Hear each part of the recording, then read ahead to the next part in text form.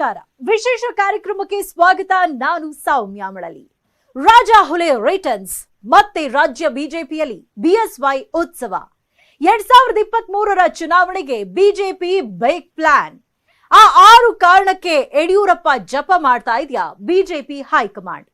ಬಿಎಸ್ವೈಗೆ high power ಕೊಟ್ಟಿದ್ದರ ಹಿಂದೆ high command ರಣತಂತ್ರವೇನು? Rajahuli returns political big secret report ನಿಮ್ಮ ಮುಂದೆ. ರಾಜಾಹುಲಿ ರಿಟರ್ನ್ಸ್, ಬಿಎಸ್ವೈ ಉತ್ಸವ, ಬಿಜೆಪಿ ಬಿಗ್ ಪ್ಲಾನ್.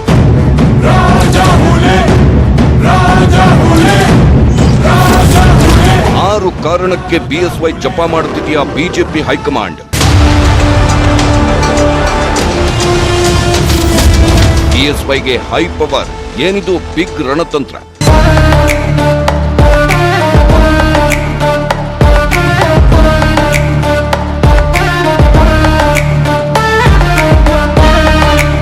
ಕರ್ನಾಟಕ ರಾಜಕೀಯದಲ್ಲಿ ಹೋರಾಟದಿಂದಲೇ ಮುಖ್ಯಮಂತ್ರಿ ಗಾದಿಗೇರಿದ ನಾಯಕ. ದಕ್ಷಿಣ ಭಾರತದಲ್ಲಿ ಮೊದಲ ಬಿಜೆಪಿ ಸರ್ಕಾರ ಅಧಿಕಾರಕ್ಕೆ ತಂದು ನಿಲ್ಲಿಸಿದ ಕೇಸರಿ ಕಲೆ. ದಕ್ಷಿಣ ಭಾರತ ಬಿಜೆಪಿಯ ದೊರೆ, ಕರ್ನಾಟಕ ಬಿಜೆಪಿಯ ಭೀಷ್ಮ, ಕಮಲದ ಕಟ್ಟಾಳು ಯಡಿಯೂರಪ್ಪ ಮತ್ತೆ ಕಂಬ್ಯಾಕ್ ಆಗಿದ್ದಾರೆ. ವಯಸ್ಸಿನ ವಿಚಾರಕ್ಕೆ ಕುರ್ಚಿ ಕಿತ್ಕೊಂಡೋರೇ ಒನ್ಸ್ ಅಗೇನ್ ರಾಜಾಹುಲಿಗೆ ಜೈಕಾರ ಹಾಕಿದ್ದಾರೆ. ರಾಷ್ಟ್ರೀಯ ಮಟ್ಟದ ಬಿಜೆಪಿ ಹೈ ಹುದ್ದೆಯನ್ನು ಕೊಟ್ಟು ಬಹುಪರಾಕ್ ಎಂದಿದ್ದಾರೆ. ಹೀಗಾಗಿ 79ರ ವಯಸ್ಸಲ್ಲೂ ಯಡಿಯೂರಪ್ಪ ಫುಲ್ ಆಕ್ಟಿವ್ ಆಗಿದ್ದಾರೆ.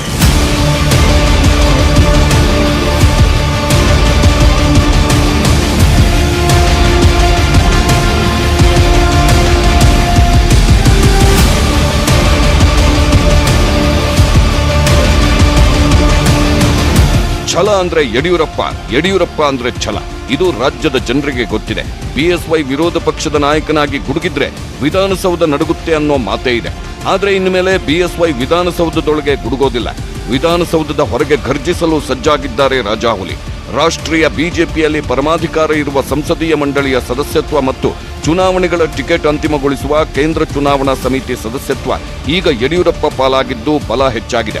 ಹೀಗಾಗಿ ಕರ್ನಾಟಕದಲ್ಲಿ ಬಿಜೆಪಿ ಹೊರತಾಗಿ ಬೇರೆ ಯಾವ ಪಕ್ಷವನ್ನೂ ಅಧಿಕಾರಕ್ಕೆ ಬರಲು ಬಿಡಲ್ಲ ಅಂತ ಗುಡುಗಿದ್ದಾರೆ ಬಿಎಸ್ವೈ.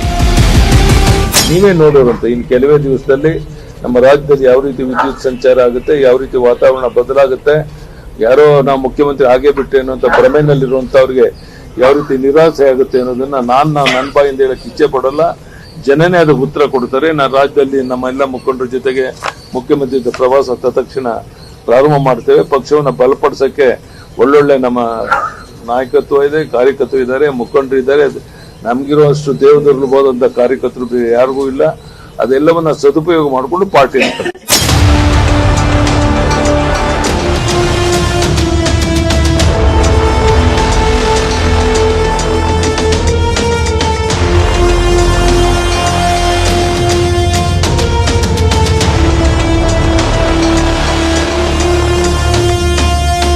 ವಯಸ್ಸು 79 ಆದ್ರೂ ಬಿಎಸ್ವೈ ಹಠ ಛಲ ಒಂಚೂರು ಕಡಿಮೆ ಆಗಿಲ್ಲ. ಶಪಥ ಮಾಡಿದ್ರೆ ಈಡೇರಿಸದೆ ಬಿಡೋ ಜಾಯಮಾನವೇ ಅಲ್ಲ. ಕಮಲಾಧಿಪತಿ ಬಿಎಸ್ವೈಗೆ ರಾಜಕೀಯದಲ್ಲಿ ಎಂತಹ ಸವಾಲೇ ಎದುರಾಗಲಿ ಅವೆಲ್ಲವನ್ನ ಎದುರಿಸಿ ಗೆದ್ದು ಬೀಗುವ ಶಕ್ತಿ ಇದೆ. ಬಹುಶಃ ನಿಮ್ಗೆ ನೆನಪಿರಬಹುದು, 2018ರಲ್ಲಿ ಅತಂತ್ರ ರಿಸಲ್ಟ್ ಬಂದಾಗ ಬಿಎಸ್ವೈ ಸಿಎಂ ಆಗಿ ಪ್ರಮಾಣ ವಚನ ಸ್ವೀಕರಿಸಿದ್ರು. ಆದ್ರೆ ಕೇವಲ 6 ದಿನಕ್ಕೆ ರಾಜೀನಾಮೆ ಕೊಡಬೇಕಾಯ್ತು. ಕಾಂಗ್ರೆಸ್ ಮತ್ತು ಜೆಡಿಎಸ್ ಮೈತ್ರಿ ಸರ್ಕಾರ ರಚನೆ ಆಯಿತು. ಅಂದು ರಾಜೀನಾಮೆ ಕೊಡೋದಿಕ್ಕೂ ಮೊದಲು ವಿದಾಯದ ಭಾಷಣ ಮಾಡಿದ ಬಿಎಸ್ವೈ ಮತ್ತೆ ಬಿಜೆಪಿ ಸರ್ಕಾರವನ್ನು ರಚನೆ ಮಾಡೇ ಮಾಡ್ತೀನಿ ಅಂತ ಶಪಥ ಮಾಡಿದ್ರು. ಈ ಶಪಥ ಮಾಡಿದ 14 ತಿಂಗಳಿಗೆ ಮೈತ್ರಿ ಸರ್ಕಾರವನ್ನು ಉರುಳಿಸಿದ್ರು, ಸಿಎಂ ಕುರ್ಚಿ ಏರಿದ್ರು. ಯಾವ ಚುನಾವಣೆ ಬರುತ್ತೆ ಗೊತ್ತಿಲ್ಲ. ಬಂದಾಗ ಕರ್ನಾಟಕ ರಾಜ್ಯದಲ್ಲಿ ಮತ್ತೊಮ್ಮೆ 150ಕ್ಕೂ ಹೆಚ್ಚು ಕ್ಷೇತ್ರ ಗೆದ್ದು ಇಡೀ ರಾಜ್ಯದಲ್ಲಿ ಕರ್ನಾಟಕ ರಾಜ್ಯವನ್ನು ಮಾದರಿ ರಾಜ್ಯವನ್ನಾಗಿ ಮಾಡಬೇಕು ಅನ್ನೋ ಸಂಕಲ್ಪದಿಂದ ಹಿಂದೆ ಸರಿಯುವ ಪ್ರಶ್ನೆ ಇಲ್ಲ. ಬಿಎಸ್ವೈ ಅವರನ್ನ ಕರ್ನಾಟಕ ಬಿಜೆಪಿಯ ಭೀಷ್ಮ ಅನ್ನೋದು ಇದೇ ಕಾರಣಕ್ಕೆ. ರಾಜಕೀಯದ ಛಲದಂಕಮಲ್ಲ ಅಂತ ಯಡಿಯೂರಪ್ಪನವರನ್ನ ಕರೆಯೋದು ಕೂಡ ಇದೇ ಕಾರಣಕ್ಕೆ. ಹೀಗಿದ್ದ ಬಿಎಸ್ವೈ ಕಾರಣಾಂತರಗಳಿಂದ ರಾಜಕೀಯದಲ್ಲಿ ತೆರೆಮರೆಗೆ ಸರಿಯುವಂತಹ ಸನ್ನಿವೇಶ ಸೃಷ್ಟಿಯಾಗಿತ್ತು. ಆದ್ರೀಗ ತೆರೆಮರೆಗೆ ಸರಿಸುವ ಪ್ಲಾನ್ ಮಾಡಿದ್ದ ಹೈಕಮಾಂಡೇ ಬಿಎಸ್ವೈಗೆ ಈಗ ಉನ್ನತ ಹುದ್ದೆ ಕೊಟ್ಟಿದೆ. ಬಿಎಸ್ವೈ ಇಲ್ಲದ ಬಿಜೆಪಿ ರಥವನ್ನ ಎಳೆಯುವ ತಂತ್ರ ರೂಪಿಸಿದ್ದ ಕಮಲಾಧಿಪತಿಗಳೇ ಈಗ ರಾಜಾಹುಲಿಗೆ ರಾಜಾತಿಥ್ಯ ಕೊಡುತ್ತಿದ್ದಾರೆ. ಹೌದು, ಅಂದು ವಯಸ್ಸಿನ ಕಾರಣಕ್ಕೆ ರಾಜೀನಾಮೆ ಪಡೆದಿದ್ದ ಬಿಜೆಪಿ ಹೈಕಮಾಂಡ್ ಈಗ ಬಿಎಸ್ವೈಗೆ ಬಹುದೊಡ್ಡ ಜವಾಬ್ದಾರಿ ನೀಡಿದೆ. ಬಿಜೆಪಿ ಪಕ್ಷದ ಅತ್ಯುನ್ನತ ಮಂಡಳಿಯಾಗಿರುವ ಕೇಂದ್ರ ಸಂಸದೀಯ ಮಂಡಳಿಯಲ್ಲಿ ಸ್ಥಾನವನ್ನು ನೀಡಿದೆ. ಬಿಜೆಪಿ ಸಂಸದೀಯ ಮಂಡಳಿಗೆ ಬಿಜೆಪಿ ರಾಷ್ಟ್ರೀಯ ಅಧ್ಯಕ್ಷ ನಡ್ಡಾ ಅಧ್ಯಕ್ಷರಾಗಿದ್ದಾರೆ. ಈ ಮಂಡಳಿಯಲ್ಲಿ ಪ್ರಧಾನಿ ಮೋದಿ, ಅಮಿತ್ ಶಾ ಸೇರಿದಂತೆ 11 ನಾಯಕರು ಇರಲಿದ್ದು, ದೇಶದಾದ್ಯಂತ ಮುಖ್ಯಮಂತ್ರಿ ಆಯ್ಕೆಯಿಂದ ಹಿಡಿದು ಟಿಕೆಟ್ ಹಂಚಿಕೆಗೆ ಅನುಮೋದನೆ ಸೇರಿದಂತೆ ಮಹತ್ವದ ನಿರ್ಧಾರಗಳನ್ನು ಈ ಸಂಸದೀಯ ಮಂಡಳಿಯೇ ಚರ್ಚಿಸಿ ನಿರ್ಧರಿಸುತ್ತೆ. ಇನ್ನು ಕೇಂದ್ರ ಚುನಾವಣಾ ಸಮಿತಿಯ ಸದಸ್ಯತ್ವವೂ ಬಿಎಸ್ವೈ ಪಾಲಾಗಿದೆ. ಈ ಸಮಿತಿ ಟಿಕೆಟ್ ಹಂಚಿಕೆ ಸೇರಿ ಪ್ರಮುಖ ಜವಾಬ್ದಾರಿಗಳನ್ನು ನಿಭಾಯಿಸುತ್ತದೆ. ಟಿಕೆಟ್ ಹಂಚಿಕೆಗೆ ಹೆಸರು ಶಿಫಾರಸು ಮಾಡುವ ಅಧಿಕಾರವೂ ಈ ಸಮಿತಿಗಿದೆ. ಬಿಜೆಪಿ ಚುನಾವಣಾ ಸಮಿತಿಯಲ್ಲಿ 15 ಜನ ಸದಸ್ಯರಿದ್ದು, ಆ ಪೈಕಿ ಈಗ ಬಿಎಸ್ವೈ ಕೂಡ ಒಬ್ಬರು. ಈ 2 ಪ್ರಮುಖ ಸಮಿತಿಯಲ್ಲಿ ಸದಸ್ಯತ್ವ ಸಿಕ್ಕಿರೋ ಕಾರಣ ಬಿಎಸ್ವೈ ಫುಲ್ ಆಕ್ಟಿವ್ ಆಗಿದ್ದಾರೆ. ಬಿಎಸ್ವೈ ಪಕ್ಷನಿಷ್ಠೆಗೆ ಹೈಕಮಾಂಡ್ ಮಣೆ. 75 ವರ್ಷ ದಾಟಿದ ನಾಯಕರು ಚುನಾವಣಾ ರಾಜಕೀಯದಿಂದ ನಿವೃತ್ತಿ ಆಗಬೇಕು ಅನ್ನೋ ನಿಯಮ ಬಿಜೆಪಿಯಲ್ಲಿದೆ. ಆದರೆ 2019ರಲ್ಲಿ ಬಿಎಸ್ವೈ ಬಿಜೆಪಿಯ ಈ ನಿಯಮವನ್ನು ಮುರಿದು ಸಿಎಂ ಆಗಿದ್ರು. ಆದರೆ ಹೀಗೆ ಸಿಎಂ ಆಗಿ 2 ವರ್ಷ 2 ದಿನವಾಗ್ತಿದ್ದಂತೆ ಹೈಕಮಾಂಡ್ ಆದೇಶದಂತೆ ರಾಜೀನಾಮೆ ಕೊಡಲೇಬೇಕಾಯಿತು. ಸಿಎಂ ಸ್ಥಾನಕ್ಕೆ ರಾಜೀನಾಮೆ ಘೋಷಿಸುವ ಮೊದಲು ಬಿಎಸ್ವೈ ರಾಜ್ಯದ ಜನರನ್ನ ಉದ್ದೇಶಿಸಿ ಮಾತನಾಡಿದಾಗ ಅವರ ಕಣ್ಣಲ್ಲಿ ನೀರಿತ್ತು. ರಾಜೀನಾಮೆ ಕೊಡ್ತಿರೋ ನೋವು ಅವರ ಮಾತುಗಳಲ್ಲೇ ಅರ್ಥವಾಗ್ತಿತ್ತು. ಆದರೆ ಈ ನೋವಿನಲ್ಲೂ ಅಂದು ಬಿಎಸ್ವೈ ಮಾಡಿದ್ದ ಶಪಥ ಏನು ಅನ್ನೋದು ಬಹುಶಃ ನಿಮಗೂ ನೆನಪಿರಬಹುದು. ನಿಮ್ಮೆಲ್ಲರ ಅಪ್ಪಣೆಯನ್ನು ಪಡೆದು ತೀರ್ಮಾನ ಮಾಡಿದ್ದೇನೆ. ಎಲ್ಲರೂ ಊಟ ಮಾಡಿದ ನಂತರ ರಾಜಭವನಕ್ಕೆ ಹೋಗಿ ಮುಖ್ಯಮಂತ್ರಿ ಸ್ಥಾನಕ್ಕೆ ರಾಜೀನಾಮೆ ಕೊಡಬೇಕು ಅಂತ ತೀರ್ಮಾನ ಮಾಡಿದ್ದೇನೆ.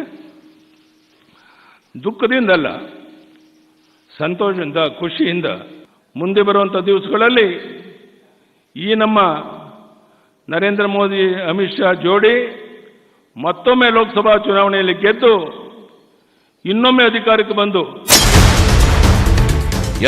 ಸಿಎಂ ಸ್ಥಾನಕ್ಕೆ ರಾಜೀನಾಮೆ ಕೊಡುವಾಗಲೂ ಬಿಎಸ್ವೈ ಮಾಡಿದ್ದು ಇದೇ ಶಪಥ. ಮತ್ತೆ ಬಿಜೆಪಿ ಪಕ್ಷವನ್ನ ಅಧಿಕಾರಕ್ಕೆ ಏರಿಸ್ತೀವಿ, ಕೇಂದ್ರದಲ್ಲಿ ಮೋದಿಯವರನ್ನ ಮತ್ತೊಮ್ಮೆ ಗೆಲ್ಲಿಸಿಕೊಂಡು ಬರ್ತೀವಿ ಎಂಬ ಮಾತುಗಳನ್ನೇ ಯಡಿಯೂರಪ್ಪ ಹೇಳಿದ್ರು. ಹೀಗೆ ಬಿಎಸ್ವೈ ತಮಗೆಷ್ಟೇ ನೋವಾಗಿದ್ರೂ ಪಕ್ಷದ ವಿರುದ್ಧ ಮಾತಾಡ್ತಿರಲಿಲ್ಲ. ಹೀಗೆ ಅಂದು ಬಿಎಸ್ವೈರಿಂದ ರಾಜೀನಾಮೆ ಪಡೆದು ಬಿಎಸ್ವೈ ಇಲ್ಲದ ಬಿಜೆಪಿ ರಥವನ್ನ ಎಳೆಯಲು ತಯಾರಿ ಮಾಡಿಕೊಂಡಿದ್ದ ಹೈಕಮಾಂಡ್ ಇದೀಗ ಯಾಕೆ ಮತ್ತೆ ಬಿಎಸ್ವೈಗೆ ಪವರ್ಫುಲ್ ಹುದ್ದೆ ಕೊಟ್ಟಿದೆ ಅನ್ನೋದು ಬಹುತೇಕರನ್ನ ಕಾಡುತ್ತಿರುವ ಪ್ರಶ್ನೆ. ಬಿಎಸ್ವೈ ರಾಜ್ಯ ಬಿಜೆಪಿಗೆ ಅಷ್ಟೊಂದು ಅನಿವಾರ್ಯ ಆಗಿದ್ಯಾಕೆ ಅನ್ನೋ ಪ್ರಶ್ನೆಯು ಹಲವರನ್ನ ಕಾಡುತ್ತಿರಬಹುದು. ಅದಕ್ಕುತ್ತರ ಇಲ್ಲಿದೆ ನೋಡಿ. ಬಿಜೆಪಿಯ ಹೈಕಮಾಂಡ್ ಸಂಚಲನವನ್ನ ಸೃಷ್ಟಿಸುವ ರೀತಿಯಲ್ಲಿ ಒಂದು ನಿರ್ಧಾರವನ್ನ ಕೈಗೊಂಡಿರುವಂತದ್ದು. ಅದು ಯಡಿಯೂರಪ್ಪನವರನ್ನ ಸಂಸದೀಯ ಮಂಡಳಿಯಲ್ಲಿ ಸ್ಥಾನವನ್ನ ಕೊಡುವ ಮುಖಾಂತರ ಎಲ್ಲ ಕಾರ್ಯಕರ್ತರಲ್ಲಿ ಒಂದು ಹೊಸ ಉತ್ಸಾಹ, ಹುಮ್ಮಸ್ಸನ್ನ ತುಂಬಿದೆ. ಯಾವ ಕಾರಣಕ್ಕೋಸ್ಕರ ಬಿಎಸ್ ಯಡಿಯೂರಪ್ಪನವರು ಅನಿವಾರ್ಯವಾದ್ರು, ಬಿಎಸ್ ಯಡಿಯೂರಪ್ಪನವರು ಎಷ್ಟು ಪವರ್ಫುಲ್ ಅನ್ನುವಂಥದ್ದನ್ನ ಎಕ್ಸ್ಪ್ಲೈನ್ ಮಾಡ್ತಾ ಹೋಗ್ತೀನಿ ನಾನು. ಬಿಜೆಪಿಗೆ ಬಿಎಸ್ವೈ ಅನಿವಾರ್ಯ ಯಾಕೆ? ಬಿಎಸ್ವೈ ಲಿಂಗಾಯತ ಸಮುದಾಯದ ಪವರ್ಫುಲ್ ನಾಯಕರಾಗಿರುವಂಥದ್ದು, ಪ್ರಶ್ನಾತೀತ ನಾಯಕರು, ಪ್ರಬಲ ಒಂದು ಸಮುದಾಯ ಆಗಿರುವಂತ ಲಿಂಗಾಯತ ಸಮುದಾಯವನ್ನ ಸೆಳೆದಿಟ್ಕೊಂಡಿರುವಂಥದ್ದು ಅಂದ್ರೆ ಯಡಿಯೂರಪ್ಪನವರು. ಯಾರು ಕೂಡ ಈಗ ಅಟ್ ಪ್ರೆಸೆಂಟ್ ಲಿಂಗಾಯತ ಸಮುದಾಯವನ್ನ ಓಲೈಸುವಂತ ನಿಟ್ಟಿನಲ್ಲಿ ನೋಡೋದಾದ್ರೆ ಯಾರ ಕೈಲೂ ಸಾಧ್ಯ ಅಲ್ಲ ಎಕ್ಸೆಪ್ಟ್ ಯಡಿಯೂರಪ್ಪನವರು ಅನ್ನುವಂಥದ್ದು ಇಡೀ ರಾಜ್ಯಕ್ಕೆ ಗೊತ್ತಿರುವಂತ ವಿಚಾರ. ಬಿಎಸ್ವೈ ಮಾಸ್ ಲೀಡರ್, ವಿಪಕ್ಷಗಳಿಗೆ ಟಕ್ಕರ್ ಕೊಡುವಂತ ಶಕ್ತಿ ಇದೆ. ರಾಜ್ಯದಲ್ಲಿ 3 ಜನ ಮಾಸ್ ಲೀಡರ್ಸ್ ಇದ್ದಾರೆ. ಒಂದು ಯಡಿಯೂರಪ್ಪನವರು, ಅದಾದ್ಮೇಲೆ ಸಿದ್ದರಾಮಯ್ಯನವರು, ಅದರ ಜೊತೆಗೆ ದೇವೇಗೌಡರು.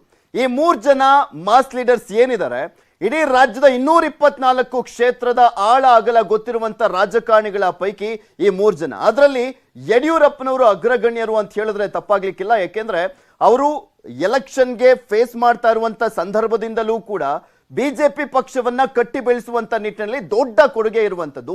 ಅವಾಗಿಂದಲೂ ಕೂಡ ಎಲ್ಲಾ ಕ್ಷೇತ್ರಗಳಲ್ಲೂ ಕೂಡ ಕಾಲಿಗೆ ಚಕ್ರ ಕಟ್ಟಿಕೊಂಡವರಂತೆ ಓಡಾಟವನ್ನ ಮಾಡ್ತಾ ಇರುವಂತದ್ದು. ಬಿಎಸ್ವೈ ಇಲ್ದಿದ್ರೆ ಬಿಜೆಪಿಗೆ ಹಿನ್ನಡೆ ಎಂಬ ಸಮೀಕ್ಷಾ ವರದಿಗಳು, ಕಾಂಗ್ರೆಸ್ನವರು ಮೊನ್ನೆ ಒಂದು ಸಮೀಕ್ಷೆಯನ್ನ ಮಾಡಿದ್ರು. ಸುಮಾರು 135 ಸೀಟ್ಗಳನ್ನ ಗೆಲ್ಲಬಹುದಾದಂತ ಚಾನ್ಸಸ್ ಇದೆ ಅಂತ ಅವರ ಆಂತರಿಕ ಸಮೀಕ್ಷೆ ವರದಿಯನ್ನ ಕೊಟ್ಟಿತ್ತು. ಕಾಂಗ್ರೆಸ್ ಬಹುಮತವನ್ನ ಗಳಿಸುತ್ತೆ ಅಂತ. ಆದ್ರೆ ಬಿಜೆಪಿ ಕೂಡ ಸಮೀಕ್ಷೆಯನ್ನ ಮಾಡಿದಂತ ಸಂದರ್ಭದಲ್ಲಿ ಮೇನ್ ಆಗಿ ಬಿಜೆಪಿಗೆ ಹೊಡೆತ ಬೀಳುತ್ತೆ, ಅದರಲ್ಲೂ ಸ್ಪೆಷಲ್ ಲಿಂಗಾಯತ ಸಮುದಾಯದಿಂದ ದೊಡ್ಡ ಹೊಡೆತ ಬೀಳುವಂತ ಸಾಧ್ಯತೆ ಇದೆ ಅನ್ನುವಂತ ಲೆಕ್ಕಾಚಾರಗಳು. ಅದರಲ್ಲೂ ಪ್ರಮುಖ ಅಂದ್ರೆ ಯಡಿಯೂರಪ್ಪನವರನ್ನ ಕಡೆಗಣಿಸಲಾಗ್ತಾ ಇದೆ ಅನ್ನುವಂತ ಅಂಶ ಇಲ್ಲಿ ಪ್ರಮುಖವಾಗಿ ಹೊಡೆತ ಬೀಳುವಂತ ಸಾಧ್ಯತೆ ಇತ್ತು ಬಿಜೆಪಿಗೆ. ಆ ಒಂದು ಕಾರಣ. ಸೊ ಹೀಗಾಗಿನೇ ಯಡಿಯೂರಪ್ಪನವರಿಗೆ ಅನಿವಾರ್ಯವಾಗಿ ಯಾವುದಾದ್ರೂ ಒಂದು ಪ್ರಮುಖ ಒಂದು ಸ್ಥಾನವನ್ನ ಕೊಡ್ಲೇಬೇಕಾಗಿತ್ತು ಬಿಜೆಪಿ ಹೈಕಮಾಂಡ್. ಬಿಎಸ್ವೈ ನೇತೃತ್ವದಲ್ಲಿ ಬಿಜೆಪಿ 2 ಬಾರಿ 100ಕ್ಕೂ ಹೆಚ್ಚು ಸ್ಥಾನವನ್ನ ಗೆದ್ದಿದ್ದು. ಬಿಎಸ್ವೈ ನೇತೃತ್ವ ಇದುವರೆಗೂ ಬಿಜೆಪಿಯವರು ಎಲೆಕ್ಷನ್ ಅನ್ನ ಫೇಸ್ ಮಾಡಿರುವಂತದ್ದು, ಲೋಕಸಭೆ ಆಗಿರ್ಬೋದು, ವಿಧಾನಸಭೆ ಆಗಿರ್ಬೋದು, ಯಡಿಯೂರಪ್ಪನವರ ನೇತೃತ್ವದಲ್ಲೇ 2013 ಹೊರತುಪಡಿಸಿ ಇನ್ನ ಯಡಿಯೂರಪ್ಪನವರು 2 ಸೀಟಿಂದ ಹಿಡಿದು ಬಿಟ್ಟು 110 ಸೀಟ್ವರೆಗೂ ಕೂಡ ಗರಿಷ್ಠವಾಗಿ ಗೆದ್ದಿರುವಂತ ಇತಿಹಾಸ ಇದೆ. ಅದರಲ್ಲೂ ಪ್ರಮುಖವಾಗಿ 2008ರಲ್ಲಿ 110 ಸೀಟ್ ಬಂದಿತ್ತು. ಇನ್ನ 2018ರಲ್ಲಿ 104 ಸೀಟ್ ಗೆದ್ದಿದ್ದಂಥದ್ದು. ಅದೆಲ್ಲದಕ್ಕೂ ಕೂಡ ಕಾರಣ ಅಂದ್ರೆ ಯಡಿಯೂರಪ್ಪನವರ ಲೀಡರ್ಶಿಪ್ ಅನ್ನುವಂಥದ್ದು ಬಿಜೆಪಿ ಕಾರ್ಯಕರ್ತರಿಗೆ ಮಾತ್ರ ಅಲ್ಲ, ಇಡೀ ರಾಜ್ಯಕ್ಕೆ ಗೊತ್ತಿರುವಂತ ವಿಚಾರ. ಹೈಕಮಾಂಡ್ಗೂ ಕೂಡ ಚೆನ್ನಾಗಿ ಗೊತ್ತಿದೆ ಯಡಿಯೂರಪ್ಪನವರ ಶಕ್ತಿ ಏನು ಅಂತ.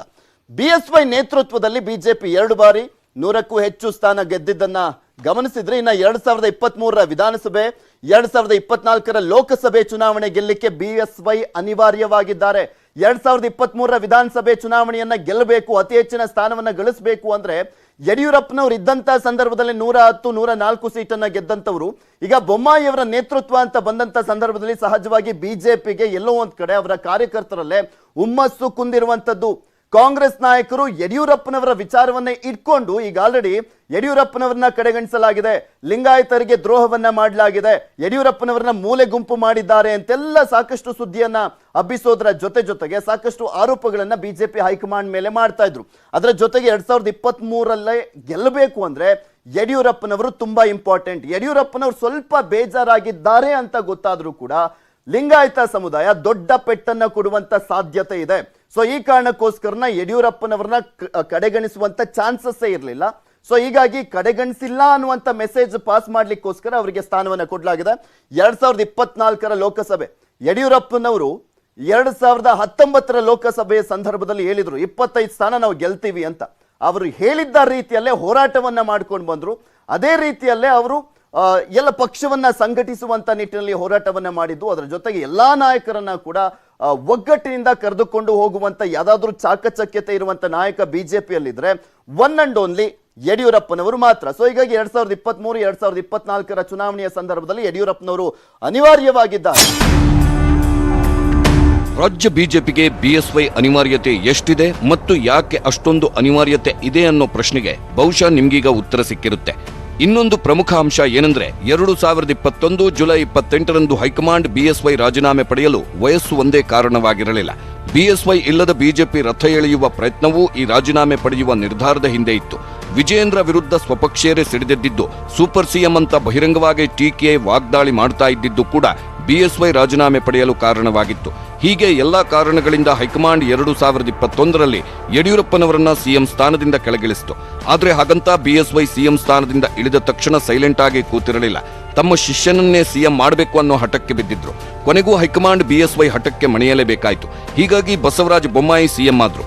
ಬೊಮ್ಮಾಯಿ ಸಿಎಂ ಆದ ಬಳಿಕವೂ ಬಿಜೆಪಿ ಹೈಕಮಾಂಡ್ ಮತ್ತು BSY ನಡುವೆ ಆಂತರಿಕ ಸಂಘರ್ಷಗಳು ನಡೆಯುತ್ತಿದ್ವು. ಇನ್ನು ಸಿಎಂ ಸ್ಥಾನದಿಂದ ಕೆಳಗಿಳಿಸಿದ ಬಳಿಕ ಯಾವುದಾದ್ರೂ ರಾಜ್ಯಕ್ಕೆ ರಾಜ್ಯಪಾಲರಾಗಿ ಆಯ್ಕೆ ಮಾಡುವ ಯತ್ನವೂ ನಡೆದಿತ್ತು. ಆದ್ರೆ BSY ರಾಜ್ಯಪಾಲರಾಗಲು ಒಪ್ಪಲಿಲ್ಲ. ಸಾಮಾನ್ಯ ಕಾರ್ಯಕರ್ತನಾಗಿ ಕೆಲಸ ಮಾಡ್ತೇನೆ ಅಂತ ಹೇಳ್ಕೊಂಡ್ರು. ಇನ್ನು ರಾಜ್ಯ ಪ್ರವಾಸ ಮಾಡುವ ನಿರ್ಧಾರವನ್ನು BSY ಘೋಷಿಸಿದ್ರು. ಆದ್ರೆ ಅದಕ್ಕೂ ಅವಕಾಶ ಕೊಟ್ಟಿರಲಿಲ್ಲ. ಹೀಗಾಗಿ BSY ಮತ್ತು ಹೈಕಮಾಂಡ್ ನಡುವೆ ಆಂತರಿಕ ಸಂಘರ್ಷ ನಡೀತಾನೆ ಇತ್ತು. ಆದ್ರೀಗ ಪರಿಸ್ಥಿತಿ ಬದಲಾಗಿದೆ. BSY ರನ್ನ ಕೆಳಗಿಳಿಸಿದವರೇ ಮತ್ತೆ ಕೈ ಹಿಡಿದು ಮೇಲೆತ್ತಿದ್ದಾರೆ.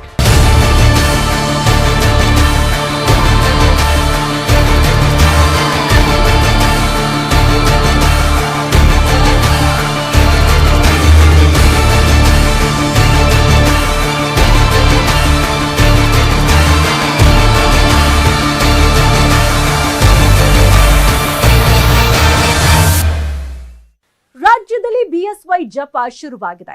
ಆದ್ರೆ BSY ಉತ್ಸವಕ್ಕೆ ಬಿಜೆಪಿ ತಯಾರಿ ನಡೆಸ್ತಾ ಇರೋದ್ರ ಹಿಂದೆ, ದಿಲ್ಲಿಯಲ್ಲಿ ಮಣೆ ಹಾಕಿದ್ದರ ಹಿಂದೆ ಬೇರೆಯದ್ದೇ ರಾಜತಂತ್ರವಿದೆ ಅನ್ನೋ ಚರ್ಚೆಯು ರಾಜಕೀಯ ವಲಯದಲ್ಲಿ ನಡೀತಾ ಇದೆ. ಹಾಗಾದ್ರೆ ಏನದು ರಣತಂತ್ರ? ಯಡಿಯೂರಪ್ಪ ಅವರಿಗೆ ಮತ್ತೆ ಮಹತ್ವದ ಹುದ್ದೆ ನೀಡಿದ್ರಿಂದ ಕೇಸರಿಗೆ ಆಗೋ ಲಾಭವೇನು? ಈ ಬಗ್ಗೆ ಹೇಳ್ತೀವಿ ಚಿಕ್ಕ ಬ್ರೇಕ್ನ ನಂತರ. BSYಗೆ ದಿಲ್ಲಿಯಲ್ಲಿ ಹೈಕಮಾಂಡ್ ಮಣೆ ಹಾಕಿದ ಬೆನ್ನಲ್ಲೇ ರಾಜ್ಯದಲ್ಲಿ BSY ಜಪ ಶುರುವಾಗಿದೆ. ರಾಜ್ಯ ಬಿಜೆಪಿಗೆ ಟಾನಿಕ್ ಸಿಕ್ಕಂತಾಗಿದೆ.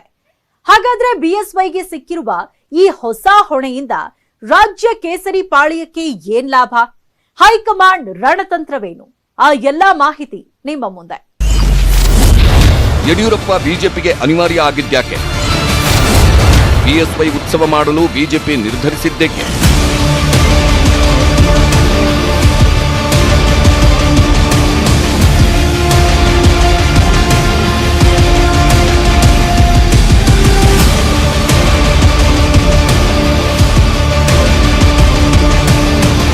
ಮುಖ್ಯವಾಗಿ ಕುಟುಂಬ ರಾಜಕಾರಣ ಮತ್ತು ಜಾತಿ ರಾಜಕಾರಣಕ್ಕೆ ಫುಲ್ ಸ್ಟಾಪ್ ಇಡುವ ಕಾರಣಕ್ಕೆ ಯಡಿಯೂರಪ್ಪರನ್ನ ತೆರೆಗೆ ಸರಿಸುವ ಪ್ರಯತ್ನಗಳು ನಡೆದವು ಅನ್ನೋದು ಎಲ್ಲರಿಗೂ ಗೊತ್ತಿದೆ.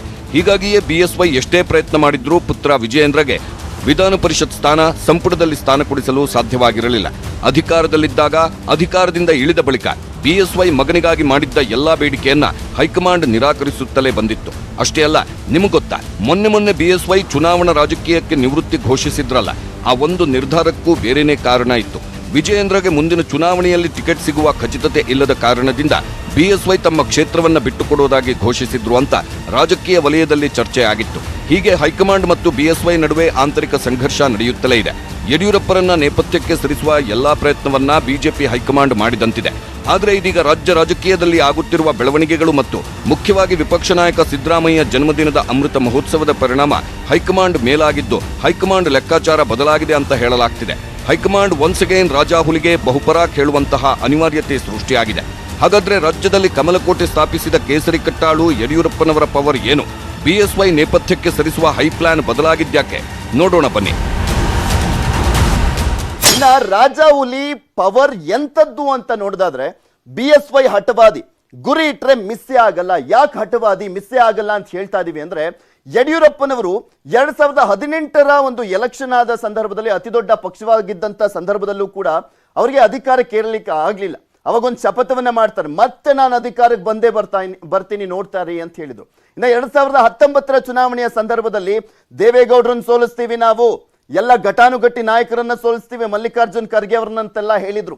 ಅದೇ ರೀತಿಯಾಗಿ ಅವರು ಗೆದ್ರು. 2019ರ ಚುನಾವಣೆಯಲ್ಲಿ 25 ಸ್ಥಾನವನ್ನ ಬಿಜೆಪಿ ಗೆದ್ದಿದ್ದು ಲೋಕಸಭೆ ಎಲೆಕ್ಷನ್ ಅಲ್ಲಿ.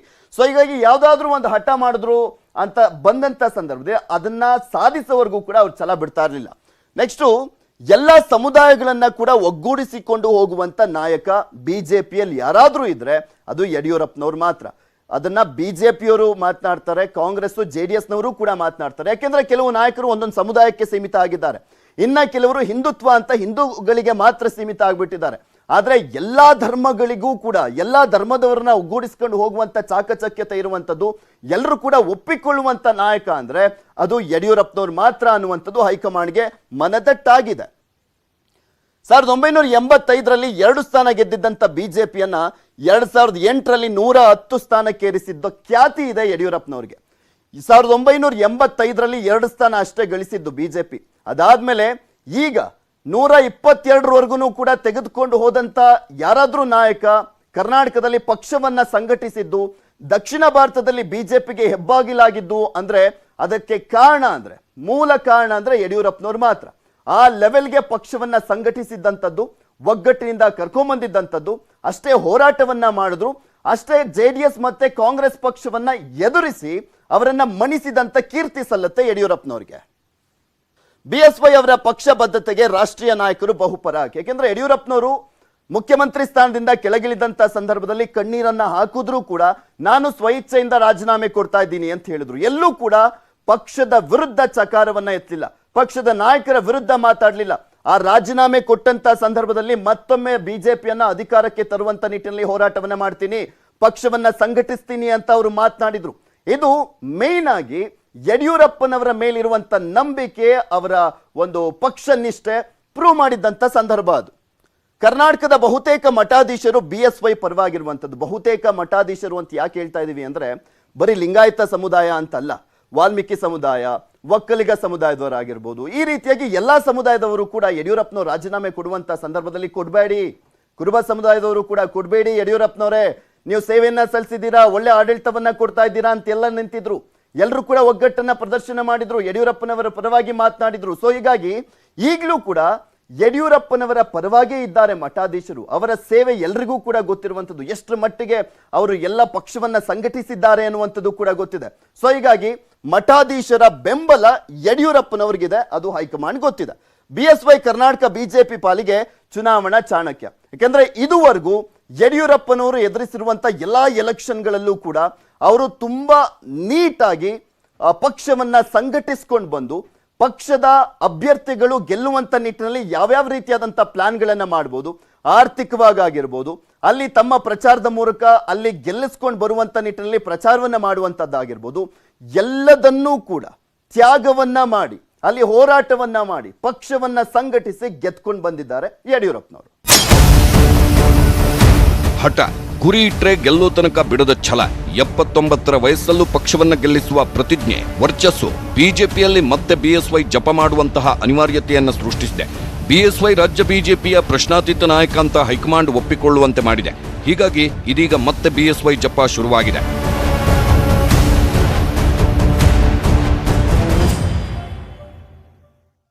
ಇದಾಗಿತ್ತು ಈ ಹೊತ್ತಿನ ಸ್ಪೆಷಲ್. ನೋಡ್ತಾ ಇರಿ ನ್ಯೂಸ್ 18 ಕನ್ನಡ. ಜಾಲ ನಮ್ಮದು, ಬಲ ನಿಮ್ಮದು.